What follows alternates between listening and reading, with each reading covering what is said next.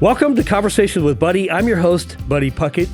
Well, we do these podcasts every Friday morning, and the hope is that we interview somebody locally here that you get to know on a deeper level. So the goal is that you'd be inspired, encouraged, and actually learn that we all have challenges in life. So the story that you hear today, you'll probably hear some challenges, and hopefully you can relate.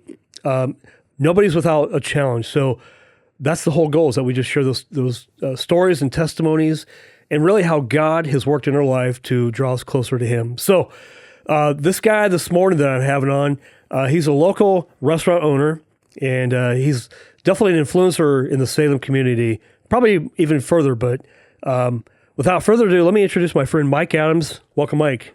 It's great to be here. Well, hey, it's good to have you, man. Well, yeah, it was, I've been on a few different podcasts and business-wise or, that stuff. And then you mentioned it, I don't know, a couple months ago, and I thought, I really want to do that podcast. Let's do this podcast, man. Yeah, so I'm glad to be here. Yeah. Well, okay, you just got back from Vegas. Yeah.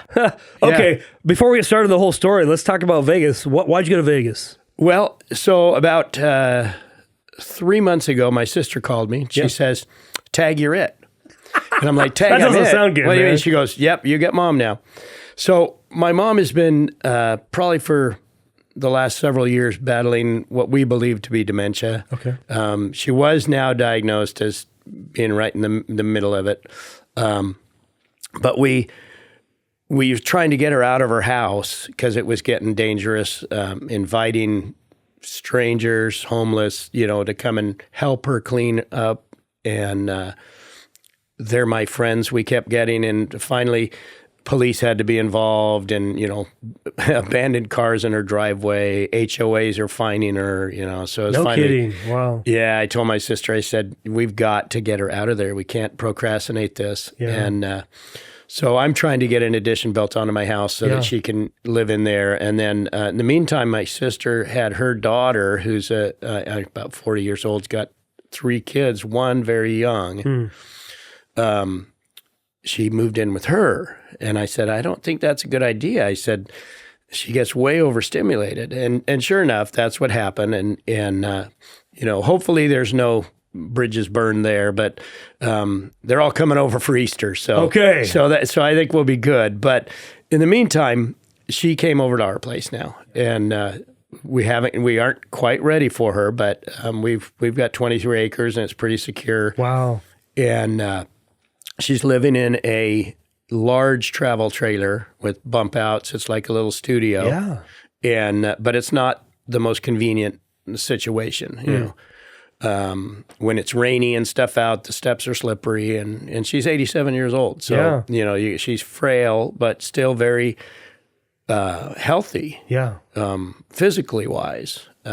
She's been through a few different situations during COVID. She got colon cancer and had that taken care of. And she's never really been unhealthy her entire life. And now she's got such a clean bill of health. The doctor's like, I don't see any issues where she doesn't live another 20 years. Wow.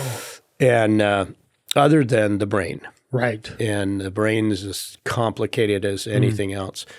And so that's the idea is within the next couple of years to do a lot of fun things with her, to give her some memories and things that my siblings and the rest of my family can see that she's living a good life. Yeah. So how was Vegas? Did she have fun down there? Oh my gosh. Yeah. Really? She had fun in Vegas. She had fun. She's a talker. It's where I get my gift of gab. Gift of gab, okay. She will stop and talk to total strangers, and that's part of the problem. Okay.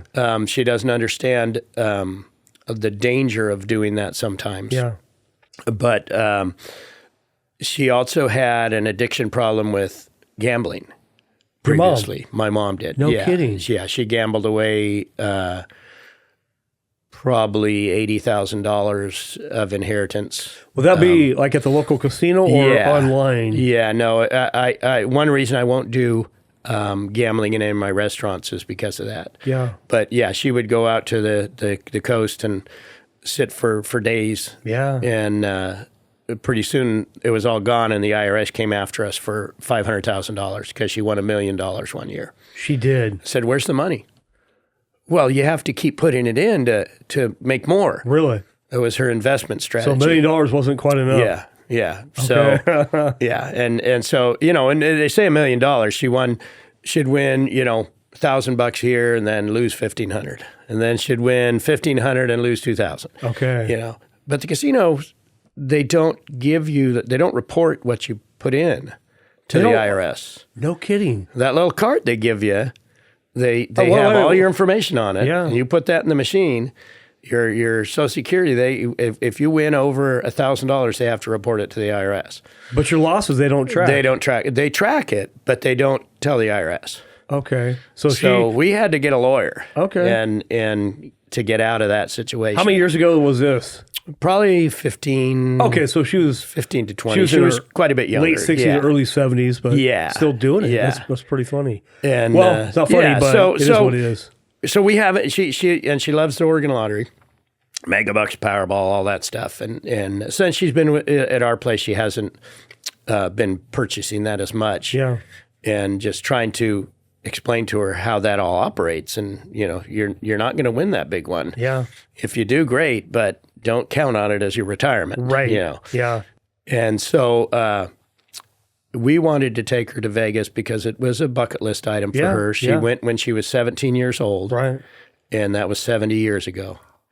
It was your wife's birthday, though. It was my wife's birthday yesterday. Yeah. And my daughter's birthday is on Easter. Okay. So we celebrated both their birthdays in Vegas. Because how cool is my that? daughter and son-in-law love to go with us. We're almost everywhere we go. That's hey, cool. we want to go too. I love that. And they have the ability, we all work together. Right. Okay. And my son-in-law is very frugal. And he knows how to find the deals. He knows. You like a guy like that, man. Yeah. So Omar's a great guy. Okay. But so we got Mom there, wanted to show her what we do in Vegas. It's not about gambling for us. It's about seeing the shows or sitting at the pool in the sun. I mean, I'm not to worship anybody but God. Yeah. But I do love the sunshine. Yeah. And you can find it there for sure. Yeah. And so cool.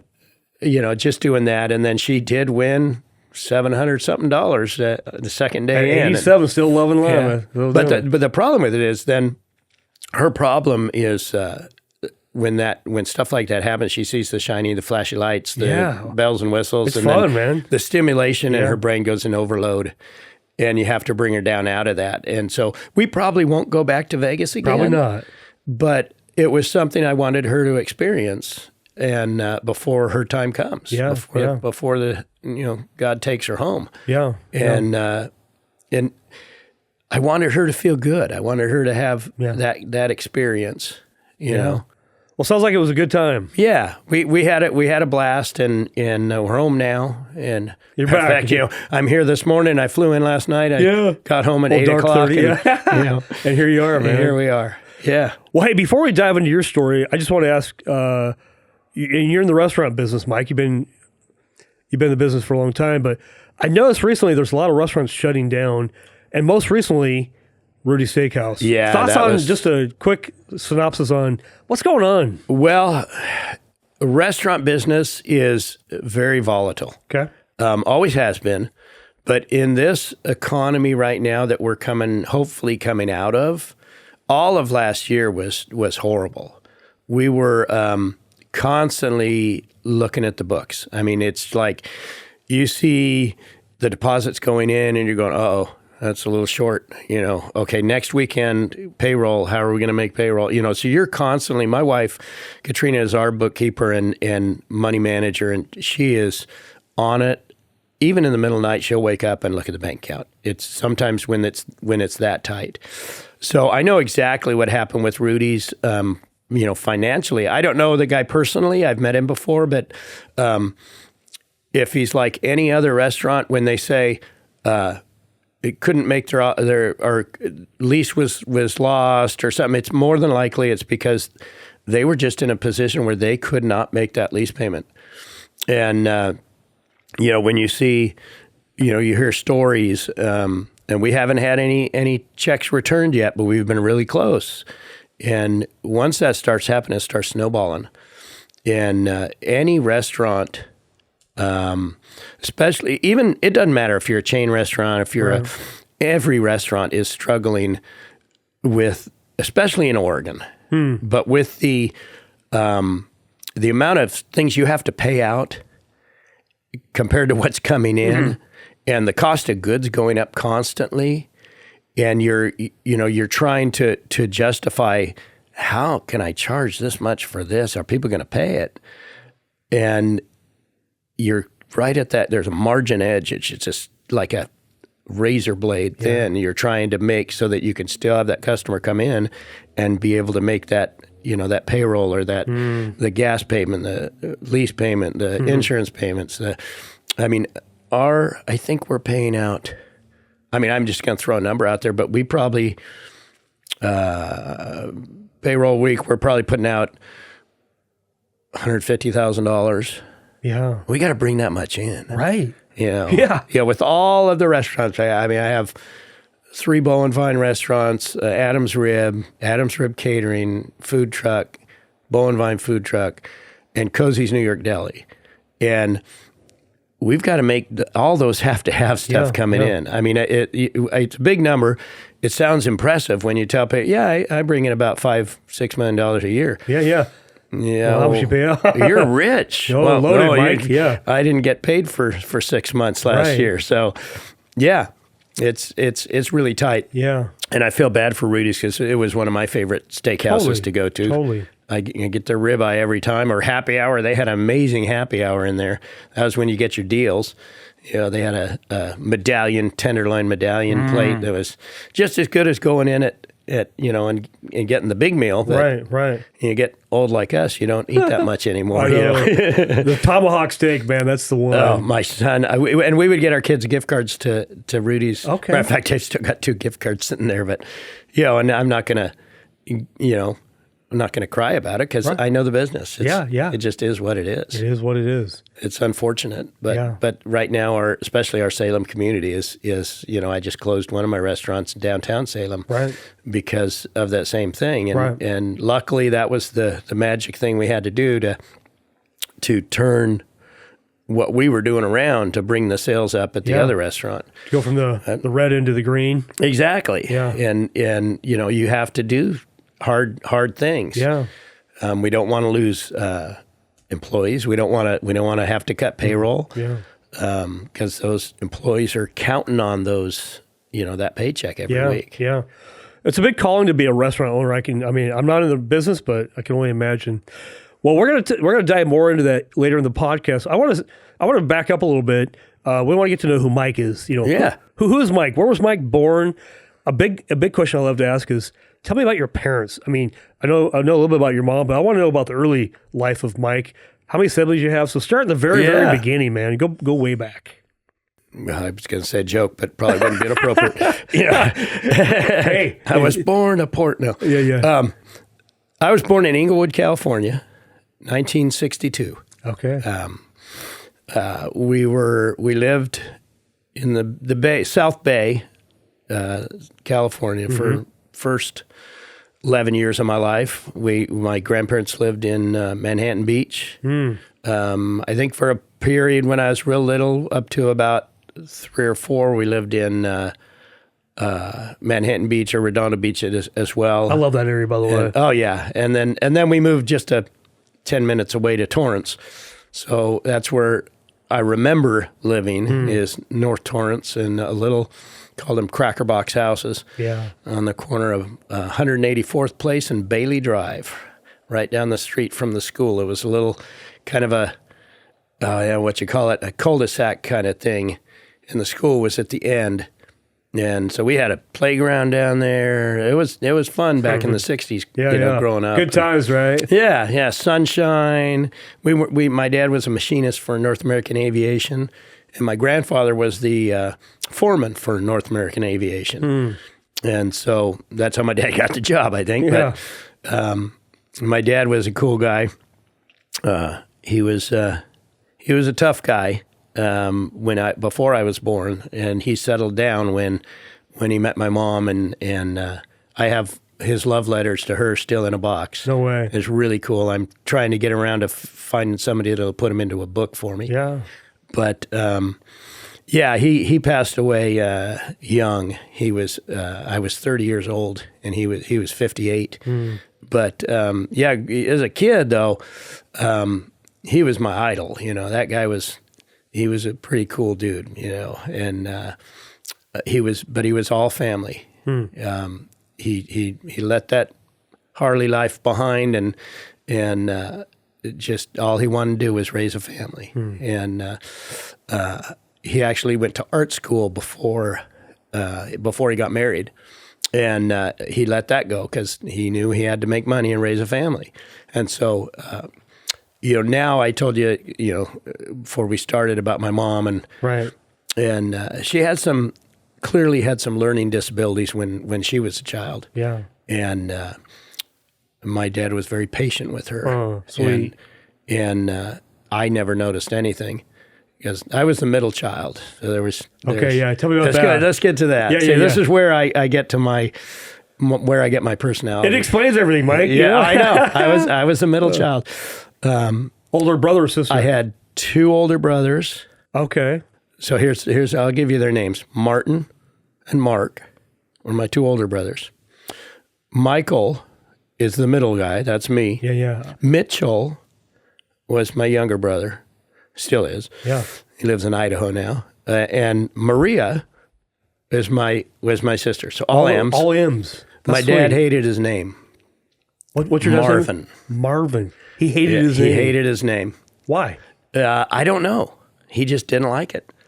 What's your mom's name? I got to go back, though. So my mom's name is Diane. Diane.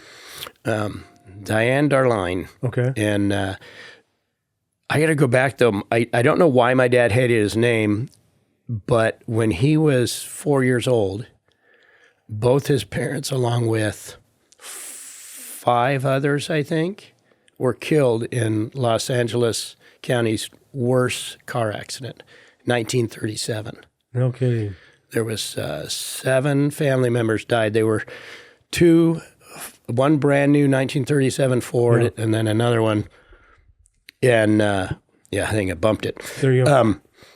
And they were racing, and the speedometers were pegged at 90 miles an hour when they were found in an oil pit at the bottom of the bridge. So they crashed and went off into this. Back in the day, they used to have oil pits instead of tanks. Okay. And who knew the environment, And then anyway, so that put a strain on my dad. And he had a brother, Frank, my Uncle Frank, and they were adopted by the Adamses. And so their last name was Schultz at the, when they're, and so I would have been a Schultz. Yeah. But they were adopted by the Adamses, an older couple, and my dad didn't get along with they were strict, and so that gave I think what put my dad in his state of mind at the time.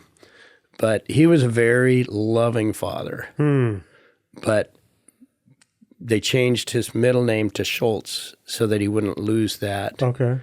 Why I named my youngest son Schultz, because my dad died the year my youngest son was born. No kidding. Right before my son was born, or a few months. So I named Matthew Schultz. He's an M too, yeah. Yeah, so I kept that name going. But I don't. Other than that, I don't know why he didn't like it. But my mom said, "Well, fine, I'm going to name them all with M's." Exactly. Yeah. So that's where we all got M's. That's funny. Yeah. Yeah. But we were a close family. We Torrance. We ran the sidewalks. It was the '60s, early '70s, and I remember just running barefoot. We called them go-aheads back then. Yeah. That's why in the summertime I usually don't wear shoes because I'm always wearing flip-flops or sandals. Yeah. But it was always hot and fun place to grow up. And then my dad he built campers for us. So he bought the first one was a '58 Weber's bread truck. He built it into a camper, and we'd go camping in that beast. And then he bought a brand new '65 Ford van, and that's when we moved to Torrance. Was in 1965, and so I was 3 years old. Yeah. And then why I don't really remember the course you beach would, days. You know? But I do remember visiting the beach a lot because all of my cousins and relatives grew up in Santa Monica and Redondo and that whole area. So I was kind of a beach boy. But surfer too? Right there where the Beach Boys, Hawthorne. You surf too? No, I never surfed. I was petrified of the water. Okay. I can't see that well. And so when you can't see the depth and the blurred vision, I'm not scared of the water anymore, but I love to go down there and body surf now. But no, I was petrified. I took swimming lessons and I just couldn't pass the class because I wouldn't jump in the pool and dive to the bottom of the pool and swim. I couldn't see the bottom of the pool. And nobody could figure it out. It took me years to figure out why I was so afraid of water. Interesting. And until you got glasses and you finally figure out, oh, crap, I'm blind. Oh. And then I actually did whitewater rafting trips for quite a while with Morning Star Church back in the day. Yeah. But so as I was a kid, growing up, we were all real close, played together constantly. Mom was pretty protective, but she remembers it differently than I do. I remember running those streets of Torrance. We would walk for blocks and we came like street urchin kids. We would pull a wagon behind us and collect pop bottles out of all the trash cans, along with other cool stuff. Yeah. Oh, yeah. I I still have some stuff I've got this little monocular, like a pirate monocular, Yeah, you still got it. I still have it. I found it in a trash can when I was a kid. That's too funny, man. It's weird. But we would take the pop bottles down to Mother's Liquor. It was down the road on I can't remember what street, Prairie Ave or something, and Artesia or something. Anyways, and we'd cash the bottles in, and I don't know I think the return was 2 cents a bottle or something like that. Probably seemed like $1 million. Oh yeah, we'd buy a handful of candy. And, Yeah. Off, and then the next week we'd be back again buying another handful of candy.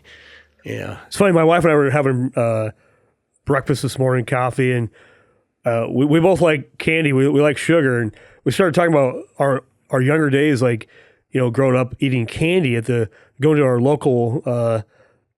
Market, getting candy. So it brings it up. I totally remember, man. Those were good times. Yeah. I mean, you're asking me, all these memories flowing into your head as you're thinking back. Growing up, we would play at the school a lot.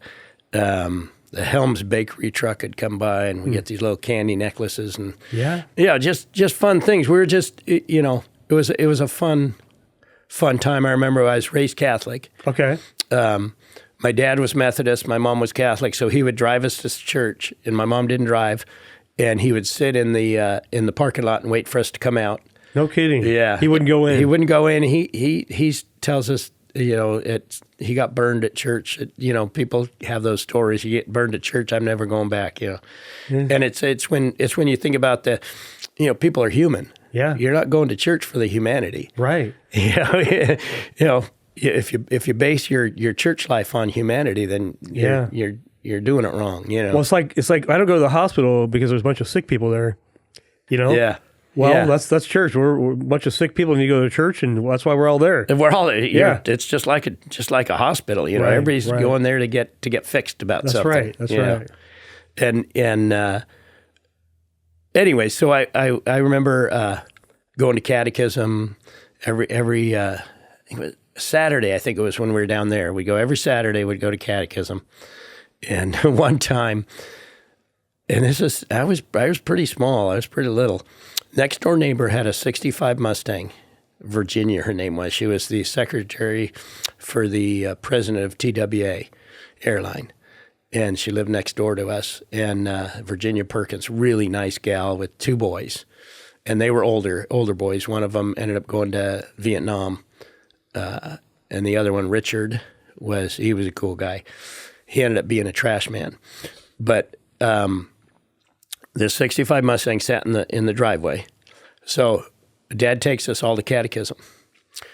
I was so afraid of getting in trouble for anything. I was a good boy. Yeah. I didn't misbehave. Well. I behaved well. As a middle child. Right.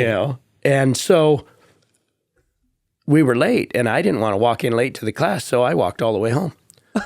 And it was quite a distance to church at that, to our, I can't remember what the name of that church was, Our Lady of Guadalupe or something like that. Anyways, I walked all the way home, and I slid underneath my dad's van because he dropped us off and drove back home. And the van was in the driveway, and I slid underneath that 65 Mustang and hid. No kidding. Yeah. And then I realized, well, he's going to come pick us up.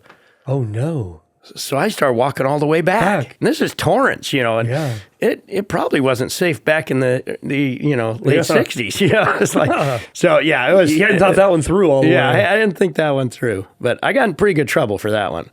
But so out of all your brothers and your one sister, which one was the biggest troublemaker?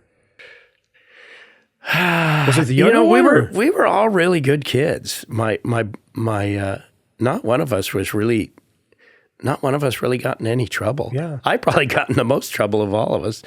And was your dad pretty strict? I mean, they were pretty strict. The belt came off every once in a while. I know that. But not very often. It was, we knew that if we did something wrong, that was what's going to happen. No questions asked. But they were it was a very loving household. Mom was there all the time. Yeah. And So you said your dad died at what age? 68? 58. 58. Yeah. How long had they been married at that point in time? So that's a funny story too. 30-some years? So yeah, it was probably, let's see, they got together in 1958, and it was, but they didn't. He was just coming out of a divorce. We didn't even know any of this until I was 16 or 15. And my little brother and sister accidentally found a marriage license, thought it was theirs because we'd never celebrated their anniversary. And so my little brother and sister were snooping through some papers in the closet. And whoopsie. Yeah. And when they found it, they brought up, and then all of a sudden the faces on my parents went white as a ghost. So your mom knew, but you guys, she never. Yeah. I wonder why they tried to hide. I mean, back then it was probably different than. Yeah. You don't tell people you got a divorce. Yeah. Today it's like, hey. No big deal. Yeah, no big deal. But yeah, no. And it was a funny situation. It wasn't funny, but it was just a sad situation because I have letters. Like I said, all the letters when my dad was stationed in Fort Benning. He was in the Army. And he talks about a daughter that he wasn't allowed to see, and he really wanted to be a part of this girl's life. And turns out the gal that he was married to, while he was stationed overseas in Germany, she decided she didn't want to be married to him anymore, so she just cut him out. So he had a daughter with her. He had a daughter. And did he ever get to see her again? Or he never got to see her again. No kidding. I know who she is. I got to meet her. You did? My sister found her about 10 years ago. My sister finally found her. Does she live in the United States? She's come to visit. She lives in Redding, up in the hills above Redding. Ginger, her name is. Ginger. Okay, so how much older is Ginger than your oldest brother? Let's see. My oldest brother was born in 59. I think Ginger was born in 57. Okay, so a couple years. So a couple years older. Yeah. And she looks just like my sister. No way. Oh, yeah. They look like my grandmother. I'll be darned. My dad's Imagine mom. that. Yeah. Just How cool amazing. is that? It's amazing because once we found out about it, when my grandfather died, it was in his will that those people to get absolutely nothing of his money. And he was a very bitter. He was just a different guy. Okay. He was an executive with AT&T and an investigator and stuff. And he had, that's all we can get into that story. But yeah. Anyways, that's when we really found out there was, well, we found out at that time because they actually told us. We sat us all down at the kitchen table. We have something to tell you. And we're like, what? And my oldest brother, you were born out of wedlock. So they weren't married when my oldest brother was born. Oh, so they said that to your oldest brother. Okay. Yeah. He was born out of wedlock. Yeah. And I it's like, mean, okay. okay, and Yeah. So we always teased him and called him the name. Yeah. yeah, I'm sure. I will. I'm pretty sure. But no, it wasn't. It was a big deal to them. It didn't feel like too big a deal to us. Yeah. But ever since then, I always thought, man, I would love to find that person. I want to find the sister we have. And finally, like I said, I think it was probably 10 years ago, my mom was really into genealogy too, but they would head down to the Mormon temple, and they have those Mormons, they keep track of everything. Yeah. And so they would go through the files, and we've got bloodlines and for decades, and centuries really. And finally, my sister found the oldest sister and sent her a message. And and we've had good talk. She's come to visit. Yeah. My brother-in-law passed away last year, and she came to his funeral, my sister's husband. Okay. And she came up, and it's just, she's just another sister. So all your siblings are still alive? All my siblings are still alive. Okay. Yeah. My oldest brother just moved a couple years ago to Tennessee with his son and their families. My nephew. Couldn't take Oregon anymore, huh? No, that's exactly what it was. My nephew worked for my brother and my nephew worked for Ferguson Waterworks, and my nephew got an opportunity to manage or work higher up in a warehouse in I can't remember, Tennessee somewhere. Okay. And anyways, his wife still works for the state of Oregon. No kidding. But remotely. Yeah. I still don't understand that, but welcome whatever. to COVID, man. Yeah. And my brother and his wife said, I just can't stand being that far away from my son. Right. So they packed up a couple of years ago and off to Tennessee they went. And my next brother, Mark, lives up in Washington. Okay. With his wife. And my sister lives up in Woodburn. Okay. And she's been helping take care of my mom since, pretty much ever since, well, my mom got remarried after I actually performed the wedding for her when she got remarried after my dad died. Okay, so she did get remarried. And she did, actually twice. And then, Bus, and then he passed away, and then she's not the kind of person that can be alone. Right. So she ended up getting remarried again to Paul, and then he passed away. No kidding. So she's went through three husbands. I said, Mom, you need to pick a rich one next time. Come on. You're picking these old guys that have debt, so we keep having to pay off some other guy's debt. I said, Mom, it's we're not going to find you another one. I said, don't do that. You get me. That's it. That's it. I said, you're coming to live with us. Yeah. And so that's how we end up with. Yeah. Well, hey, where did you say your youngest brother lives? So my youngest brother's in Idaho. Okay, He's a chef at a casino over near up there somewhere, Idaho, up in the Handle or whatever they call it. Yeah, the Panhandle. Somewhere up there. Yeah. Nice. So he's kind of close to Spokane, I think. Yeah. It's beautiful up there. Yeah. Really beautiful. So we're still pretty close family. I mean, we don't see each other every day anymore, but. Right.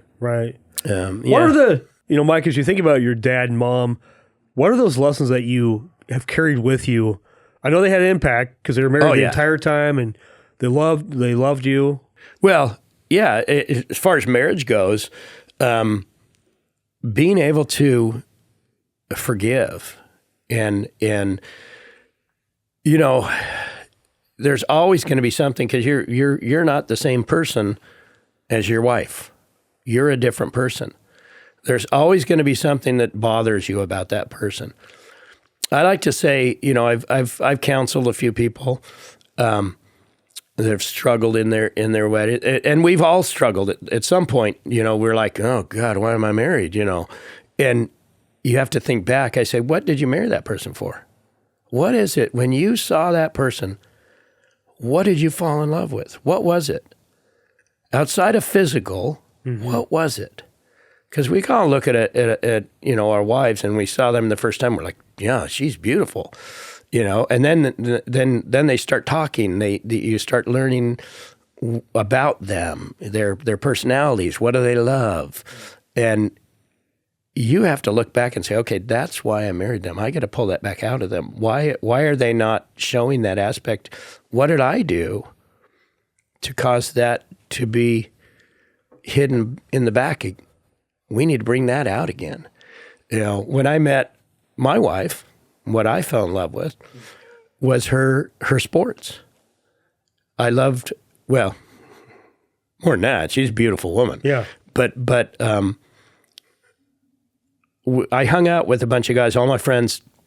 I wasn't a sports guy, but they all played baseball, and their parents put together the local softball leagues, and they built the fields and all that stuff. And so I hung out there a lot. And she played softball, and they all coached softball. Their families all coached softball. And so I kind of got into that group, and we all hung around together. And that would be, so after my dad lost his job at North American, we moved to Santa Maria, California, because he got a job at another company, but it wasn't an aviation company. He wanted to be away from that. And so Santa Maria was this farming community on the Central Coast, about 150 miles outside of LA north, and big sports area. If you ever look up, you can look up, I don't know how many, Randy Ventura is one of the guys that came from Santa Maria. Just a lot of sports people come out of that area because it's just sports oriented. So that's what I fell in love with. I would go watch her play softball, and she was quite a bit younger than me. I didn't realize it at first when I first saw her.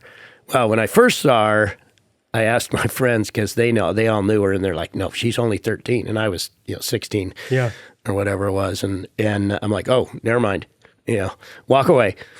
And then a few years go by, and now she's 15, and she starts coming over. My parents had bought a house right next door to hers, and so we were next door neighbors.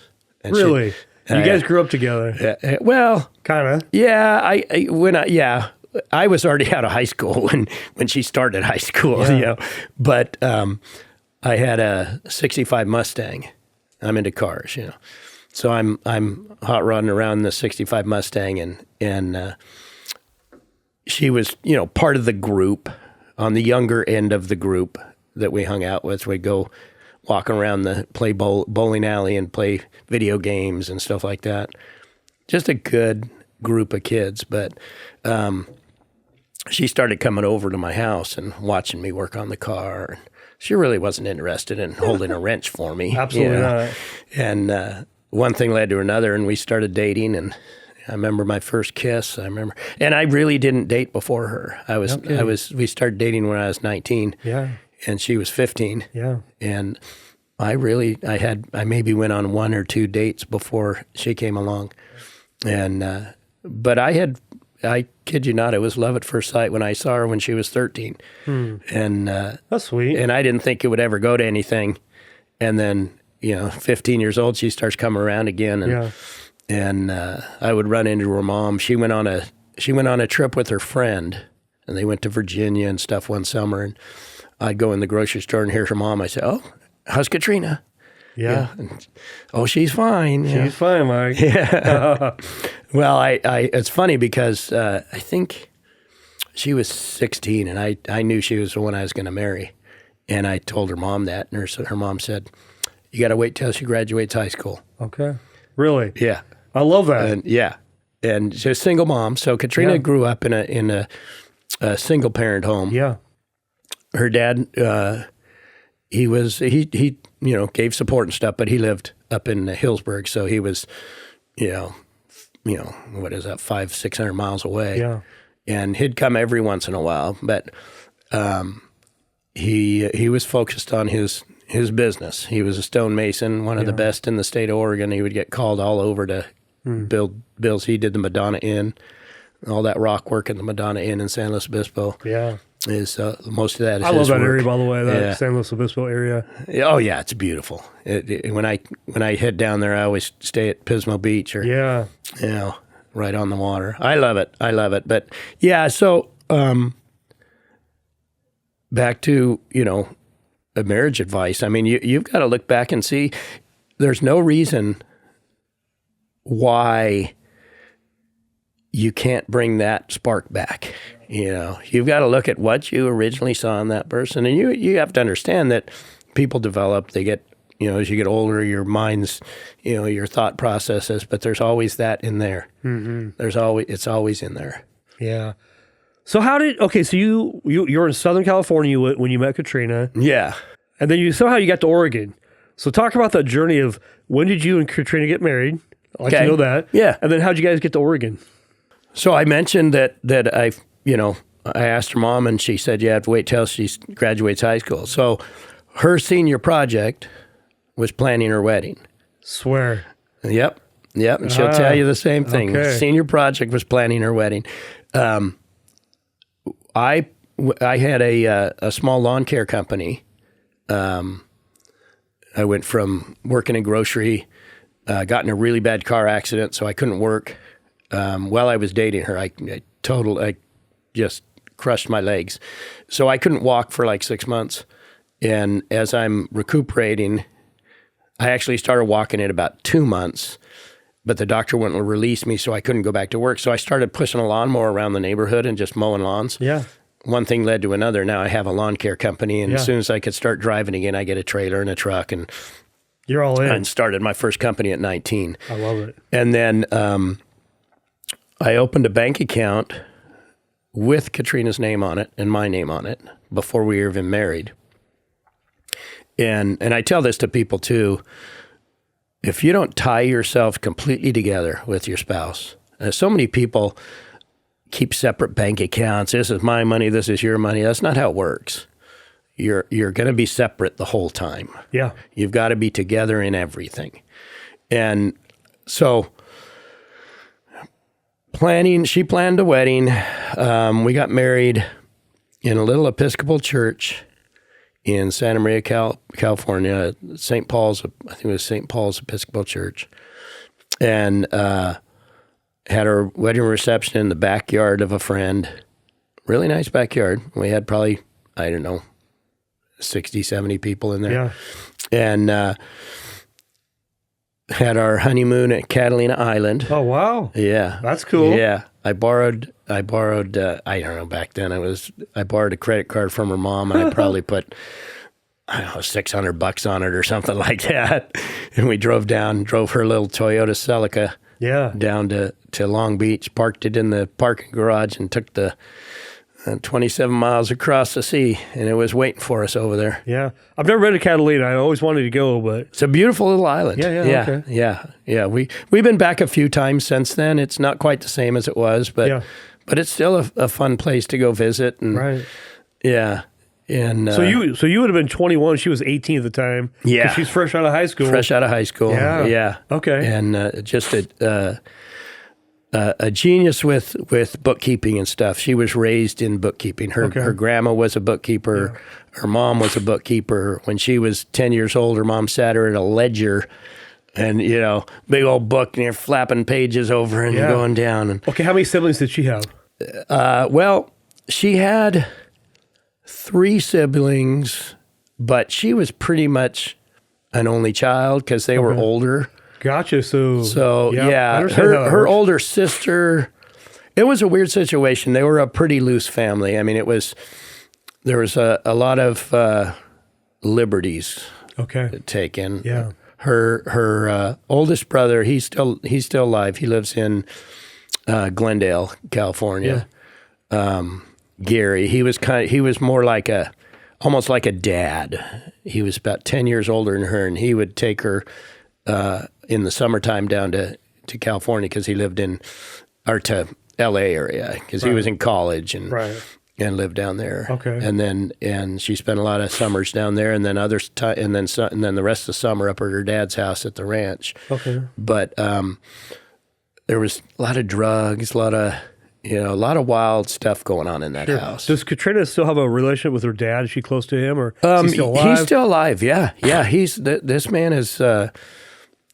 He's 91 now, I think, and he was a stonemason. The guy was an ox. Just tough. I mean, shoulders. I mean, the guy would carry 3 bricks on each. That we're talking cinder blocks. Yeah. In each arm. and go up ladders. Yeah. You know? Come on. This guy, he's an animal. Yeah. And he fell off a roof at 74 years old one time.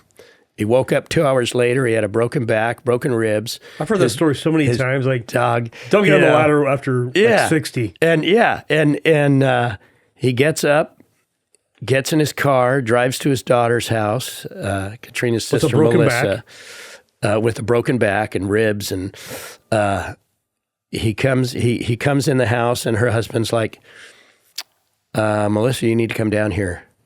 And she comes down. He looks like he's been beat with a pipe, and we weren't sure he hadn't been beat with a pipe because he was associated with pretty sketchy people. Okay, he was Hell's Angels. Oh wow. Yeah, he wasn't a Hell's Angel, but he was associated. He was, the president of the Oakland chapter was a younger guy that he mentored into the construction business. Okay. And so he had those associations. There's more stories on my dad. We'd have to do a whole nother podcast. My father-in-law. Your father-in-law, yeah. I could do a whole nother podcast. That might be a fun one to have back. Yeah. Interesting. And anyways, yeah, So she'll call him and talk. We'll drive down. He's in San Jose. Yeah. Gives you a reason to go for a little drive. Yeah. That's cool. Okay. So you got married? When did you guys move up to Oregon? What does that look like? So 1984, we got married. Right at around that. So 1980, I graduated high school. My plan when I graduated high school, my parents had bought 20 acres in Oregon. I was not hooked up with anybody. I had nothing going on down there. I worked for Williams Brothers Markets. I was a grocery clerk, the youngest journeyman clerk in the union because I started when I was 15 and I made it journeyman before I was old enough to sell alcohol. Yeah. So they put me in the produce department. So I was a produce clerk at 17 years old. And anyways, another story I could go on again. But I missed when my parents bought that property. They ended up not moving there until right before we got married. And once we got married, I love my wife. I had my little lawn care company. We were doing our thing. I bought a little mobile home in a trailer park on the airport runway. It was called the Vagabond Trailer Court. It was put in for the military when the war ended, and they made it into so they'd have a place to live. Anyways, I was missing my dad too much, and I always wanted to move to Oregon. That was always our family's plan was to move to Oregon at some point. And so when we got married, I was always in my head that we would eventually move to Oregon. And in 1986, Katrina and I made that decision that let's go ahead and follow them up to Oregon. And we were going to start another company. I think at that time I was thinking of a cleaning service or something. Okay. Pro Clean Northwest, I think is what I called it. I actually had it licensed and everything. No kidding. Anyways. Entrepreneur at heart, man. Oh, yeah. And so we ended up moving up, following them 2 years after we got married to Oregon. And I went to work for Winco to get, so I'd have an income. Yeah. And did that for 3 years, and I couldn't stand it. So I started my lawn care company back up again. I had all my equipment still, so I started doing that and grew that. My dad actually worked with me in the lawn care company for a few years. When was my son born? 93. Matt was born, and so that was the year my dad passed away. And 58's young. I was devastated. Yeah, we were best friends. We'd go fishing when we weren't working. And I remember I had a little rowboat. We'd take it out in Silver Falls or Silver Creek Lake out of Silverton up there. Yeah, I know that. Yeah, beautiful little lake. Oh yeah. We'd fish. And anyways, that's what brought us to Oregon. Was my parents had moved here, and then we just followed. So, okay. Yeah. I want to know, so you grew up a Catholic. Yeah. What did Katrina grow up as? When did you think you became a believer in Jesus. What does that look like, Mike? So that's the fun part, because so I grew up Catholic. When I was confirmed, you got your baptism, then you got your communion, then you got your confirmation, you got all your sacraments, you got to do them all. I stopped at the confirmation. I didn't get married in the Catholic Church, but I've never been excommunicated. Right. So like sometimes I'll tell like Kevin Mannix, we're good friends. I joke with him, I'm still a Catholic boy. I've never been excommunicated. That's right. Yeah. I get that. I'm a born again Christian, but yeah. So when I was confirmed, my sponsor, Vince Nicosia, was my next door neighbor. He sponsored me to become for my confirmation. He gave me a set of books by Thomas Aquinas, and one of them was The Imitation of Christ. Oh my gosh, that was way too deep for a 14-year-old boy. It was like, if I didn't live a perfect life, I'm going straight to hell. And at that point, I knew Jesus Christ was everything. And so I was probably 14 years old when I actually understood what I was doing. But at the same time, I started to learn more and understand what Catholicism was. Now, I continued to practice Catholicism until I was 19 years old. But learning that, praying to somebody else, you're praying to saints, you're praying to, everybody else. You're telling the priest what you did instead of going direct. And so that's pretty much why I stopped going to the Catholic Church. And so I was probably 14 years old. So, time goes on. I meet Katrina. She did not grow up in it. Her grandma was Episcopalian, but her uncle Jim, he passed away probably literally right before COVID up in Spokane. We went to his funeral. He was Catholic, but her family was not. I mean, they had Ouija boards in their house. Yeah, they would seances. I mean, they were, I can't say that they were, they were just non-believers. And they went with all that weird stuff that, oh, this is cool, And Katrina will tell you the same thing. She's, she just wasn't raised with that. Luckily, her grandma was there and was a really good influence. So she didn't become a believer until well after we got married, and we had Mike, and then we had Jen. I think so. Yeah, Jen was born before. So we were going to, let's see, I had a lawn care company here. I took care of this one house out in South Salem. And her husband was always gone. This beautiful blonde woman, and she would come out just chatty and talking. And you need to come to my church. You need to come visit our church. I'm like, oh yeah, I don't know. And so one Easter was coming up, and I got a phone call from.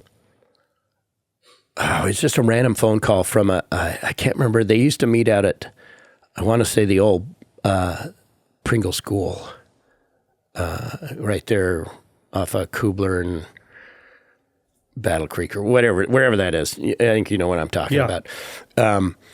Anyways, it was a vineyard church, and they called me, and we had this little tiny house, phone hanging on the wall, and I answer the phone.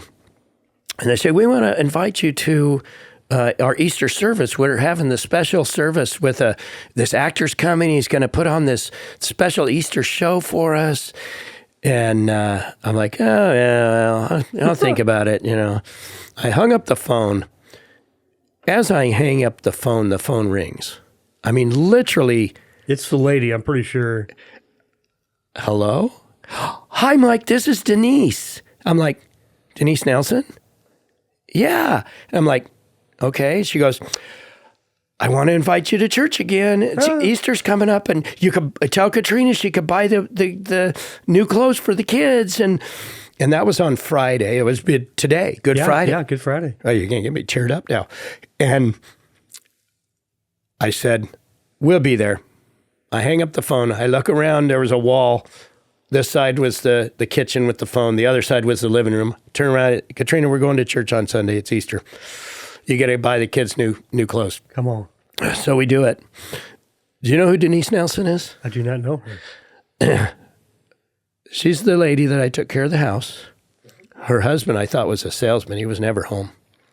That would be Pastor Scott Nelson. No way. Morning Star Church. I'll be darned. It's all coming clear. Yeah. And so we show up at Easter service, and both of us, I rededicate my life. Katrina dedicates her life. And since that day, she is the most godly. When she goes in, she goes all in. And she started studying. She is a brilliant woman. She started studying. She started going to Bible studies. We both started doing stuff, and we ended up leading Bible studies in our home. We started going to other people's Bible studies. We started just all in. What year was that you rededicated your life and Katrina came to know the Lord? Oh my gosh, let's see. That would have been like 1990, I want to say. So 34 years ago, roughly. Yeah, something like that. It would have been about, I think 19. That's incredible. Yeah, 1990. We met so many good people there. Yeah. Let's see, the Molinos. Oh, I'll bring it back around. Yeah, because one of the people we met there was Chuck and Lori Neighbors. Yep. And you know Chuck Neighbors. I do, yeah. Chuck Neighbors was a one-man show. He had a ministry, and he would go all around and do these acts. And In His Steps is one of his most famous ones. Yeah. And we were in a Bible study with them for years and years and years. But he was the guy that was performing at the Vineyard Church that called me on the phone. No way. Right before Denise Nelson called. That? Yeah. You know what? It's not coincidence. God is amazing. It's not coincidence. Oh, no. God was knocking on your door that whole time, and He had your number the whole time. Oh, He did. Yeah. He's just going to keep calling. It's amazing. Just say yes, right? Yeah. Yeah. Yes. Come on. Open your brain up. And, Yeah. So that was our turning point that really solidified things. And I tell people all the time, it's you've got to put Christ first, then your family. You never put your family first. I know. Because I totally agree. Everything will fall into place. Yeah. I hear people say, I love when I hear people tell me about their priorities, like, hey, what's your priority? My kids. I'm like, how does your wife feel about that? That's not my number one question is like, how does God feel about that? Right? It all falls into place. Yeah, God in Jesus has to be number one. Exactly. So I totally agree with you. Yeah, and the rest will just come in. Right. I mean, it's all natural. It's like I was having, I can't remember who I was talking to, but talking about works. Well, I got to do this, I have to do that. I said, no, you don't. I said, because once you put God as the main point, He'll give you those other things to do. You don't have to do those to get God. Right. You have to do God to get those. He will give you the works to do. And that's when people ask, how did you become so successful in business? Well, it wasn't by me because I went bankrupt before. I lost everything. I think you and I met back then when I had a landscape company. I know that you said that you and I met, and we did, but, sometimes we don't disclose all the details of our life. I'm not saying you were no. But God still works through that. And, and we have to go through those hard times because if we don't, I think pain is the greatest lesson. Success never taught me anything. Yeah. It's the pain. And trust me, I made a lot of dumb choices. Oh, no, we all have. That's why I say, I think what happened was I had a rental house and I was trying to get a loan against it. Yeah. And you couldn't get it for me because I was a bad risk. And I don't remember that. I mean, to me, you're a good guy. I remember it, and you tried everything you could do. And it's like, I can't help you. you know. And I don't know if you said I was a bad risk or what. But, I would never say that. But I mean, you're a pretty honest person. But I didn't blame you. I never blamed anybody. It was my own mistakes, my own stupid financial, blunders. And you know why that was? I didn't put God first. And at that time, I wasn't holding God to high. I believed in God. I was a believer. Yeah. I mean, but I didn't go to him for the advice. Well, Mike, we're self-sufficient guys. We can do all things, right? We're tough guys, right? Come on. Yeah. Don't you know? That's right. I've been down that road, that pride, that ego, and God loves humility, though. Oh, yeah. So how's humility show up in your life today? Because you're, what are you, 62? I'm 62, pushing 63. I'll be 63 in September. So, How's God allowed, because he didn't cause it, he allows it, pain in your life to humble Mike to be a better husband, a better follower of Jesus, a better dad, employer, friend? Well, it's going back to you've got to focus on him. I've had a lot of physical pain in my life. I have arthritis. I have degenerative discs. And my mom is a very negative. She'll always turn to the negative. Yeah. And I'm constantly telling her, you can't focus on the negative. You've got to focus on the positive. If I did that, I'd be laying in bed all day some days. Yeah. Because the pain would be too great. Now, it's funny because I've had points in my life where I have an electric wheelchair that's parked because I don't have to use it anymore. But I've had points where I can't walk for very long. Okay. Yeah, because of the pain. But again, it's a matter of look at your physical self. Yeah. And you and I look pretty physical. We're pretty physical. We're tough, right? Fit, but you don't know do our ice baths, Yeah, right. Absolutely. But there's times when you let yourself go and and with me, if I get to a certain point, then my body's saying, you can't do this. It hurts too much. Yeah. And so I have to watch what I'm eating. I've got to watch. Sure. And it all has to do with, God gave us this temple. And, we are the temple. We don't want to have, we don't want to abuse it. We don't want That's why I have these podcasts because, we look at Mike and, hey, you're so successful. Your marriage is great. Everything's wonderful. It's almost like Mike's never had any problems. People think that. I'm like, dude, it's like it's a surface. What is deep, and you're getting a lot of deep. I mean, well, it's funny. My wife and I took some people out for breakfast last weekend. You might know Nick McWilliams. You might know that name. I know that name. Anyway, we're having breakfast, and I'm his neighbor, and so we know each other. We're neighbors, and we have daughters about the same age, and he thinks I'm this great guy. I'm like, oh, dude, you don't even know anything. So I began to share part of his stories. Like, I never knew any of this. So we're actually going to do a podcast where I'm on your side, and he's going to interview me soon, and I get to divulge all the stuff I've done that's dumb. Yeah. No, I did super dumb stuff. I mean, when I was landscaping, I was making $150 a year probably. I was spending more than I was making though still. I had you got motorhome and, you're doing all this stuff and, all that fancy stuff. And, when you have kids, you got to watch what you're doing, Yeah. And hey, we're gonna wrap up here in a moment, and there's so much more to unpack. I mean, I think we could, you and I could talk for 2 more hours. I'm really sure about that. I have that ability. I want to talk about this because here's a couple questions. What keeps you up at night? Number one, of all your restaurants that you own, which one do you work in the most, and which one do you enjoy the most? Let's see. I usually sleep pretty good. What keeps me up at night most is if my wife isn't able to sleep, and that's quite a bit actually, because she's constantly focused, and we have to have the income coming in so that we don't let our employees down or our family down. All my kids work for me. Yeah. Well, I can't say work for me; they work with me because they do all the work. Yeah. And they're all partners in the business now. We started another company called Adams Hernandez LLC, with my son-in-law Omar Hernandez and my daughter, and the rest of us are Adamses. So we all are invested, and there's a lot of if it goes down, we all go down, and we don't care about us. Yeah, it's I could go. I got a food truck. I could jump in that food truck, my wife and I. and we could kill it with that thing, just the two of us, and make enough money. Yeah. But God didn't put me here to just make money for myself and supply myself a job.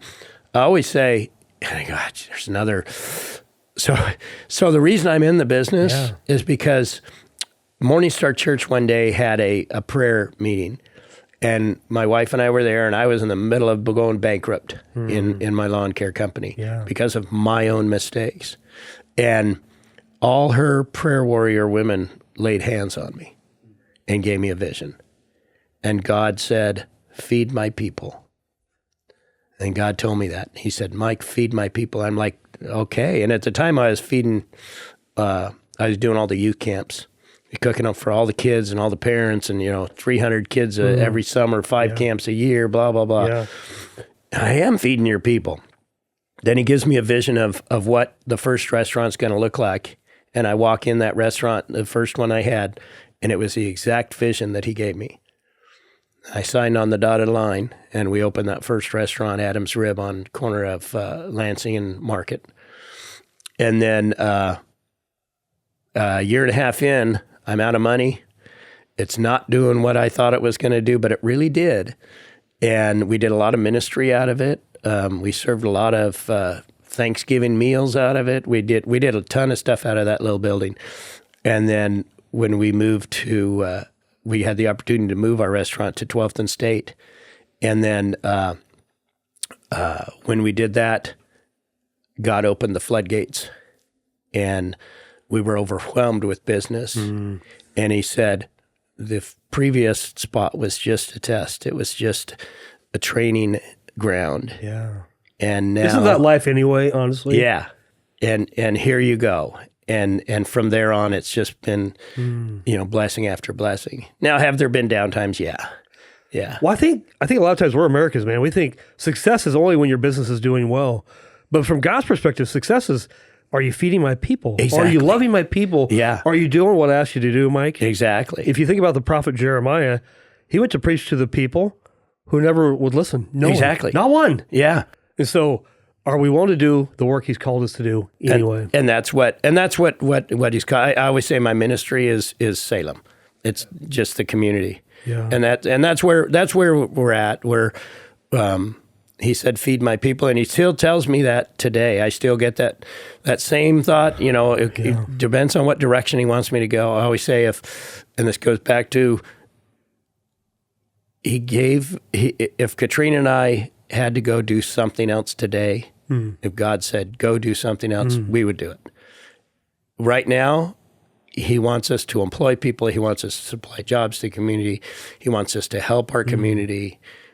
All these different organizations that we donate to, and I say donate, I don't do a lot of financial donation because there's not a lot there, but feeding the people. That's my, that's where we do our ministry. I love your ministry. I don't, Mike, I think you and I have known each other for a long time. Yeah. But really surface level. Yeah. But I see you from a distance. I try to go to Adam's Ribs when I can, or Bow and Vine when I can. Yeah. I like them both. I like meat. I'm a meat dude. I like them both. But I haven't been to the other restaurant you have. Cozy's. Yeah. I haven't been to Cozy's. I bought that a couple years ago. Don't even know about Cozy's. So hey, I need to go see Cozy's. Yeah. There's a meat there? Oh, it's the best New York deli you'll find. What? Sandwiches, wedge sandwiches, okay. A guy, Dave and Deb Cozy. I had met them years ago. Dave, I don't remember, but Dave tells me that I consulted with him before he opened the restaurant. And you don't remember? And I don't remember, but he said, I consulted with you before I opened it, and did I tell you not to do it? Yeah. and he was going to close it because he had it for sale. And nobody was giving him what he was offering or what he was asking. And so I said, this is the best sandwich shop in town. I said, what do you want for it? And he's like, yeah. And so Katrina and I sat down with him and his wife, and we went over the numbers, and we came up to an agreement. And that was 2 years ago. 2 years ago. Turned it from a break-even place to it's thriving now. That's so cool. Yeah. That's so cool. Yeah.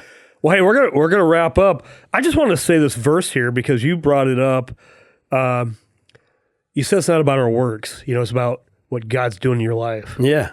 And so Ephesians 2:8, 9, and 10, it says, "For by grace you've been saved through faith, and that not of yourselves, it is the gift of God, not as a result of works, so that no one may boast. For we are his workmanship, created in Christ Jesus for good works, which God prepared beforehand so that we'd walk in them. Absolutely. Would you agree on that? Absolutely, 100%. And I see you do that, Mike. I mean, there's times you could have quit a million times. Oh, yeah. I'm in the mortgage industry. I've been doing it for 27 years. I've prayed, Lord, let me quit. Yeah. And I'm not joking. I've wanted to quit more than once, right? Any job you do, you want to quit. Oh, yeah. At least 3 times. There's been some pretty tough, same with it's at same times that your business is tough. Yeah. Is when our business is tough. Inflation's high, rates are high. Oh, it was just about horrible. killed. I had to borrow money to keep Adams open in 08. And luckily I did, because then we opened a second location, and then we opened Bow and Vine, and then Bow and Vine opened 3 more locations. And I was so broke I couldn't even pay attention in 08. It was I know. It was really terrible. But you know what? God, through his grace and mercy, he proved to me I love God, and outwardly I'm all for Jesus, but inwardly, look at me. I didn't even know it. And so God's like, buddy, I need to save you from yourself, literally. Yeah. And he's like, I'm going to pull this out. It's going to be a little painful. You're going to recover. I didn't know it. Yeah. And you know what's good is that you can't buy family. Yeah. I may have lost some things, some stuff. Yeah. But it's just stuff. It's just stuff. But still have a wife. Still got my daughters. Yep. Still got my salvation. So I'm saved. But, well, we're going to wrap up, and I can see us coming back on in about 6 months. And absolutely. There's a lot more stories we can really unpack here. But what is something you want to leave the audience today? It's Good Friday. By the time this comes out, it'll be next week. So Good Friday will be a week ago. But today's Good Friday for you guys. So what's something you want to leave with the audience that would be important just to take away? Well, don't put your faith second. I mean, you've got to put that first. There's, look what Jesus did for us. It's Good Friday. And Jesus he's going to be crucified. He's going to be buried and risen again. He did that for us. What can we do for him? And what does he want us to do for him? He wants us to spread his gospel across the land, everywhere. Wherever your place is where you need to spread that gospel. And that's, you walk into my restaurants and look for the hidden verses around. I'm going to do that. Yeah. Adams, you can see them pretty prevalently. Bow and Vine, they're look above doorways. Look, there's. I don't know that I've put any in cozies yet. I'm gonna have to do that. Okay, I'll be looking. Yeah, because I actually pay attention. I remember Sisters Coffee Company in Sisters, Oregon. Oh, I love them.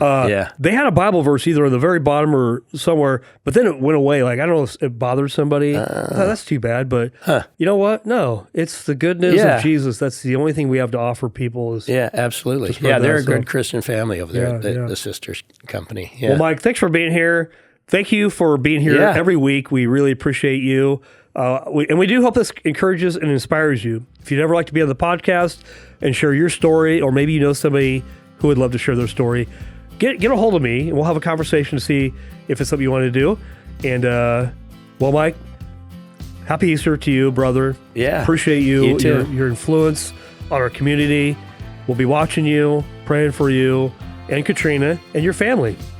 Absolutely. Thank you for that. And praying for our community. I mean, we have to have a strong community. We need to pray for our state right now. We need to, it's down a weird path. But we'll keep praying. But thank you, and we'll see you next week.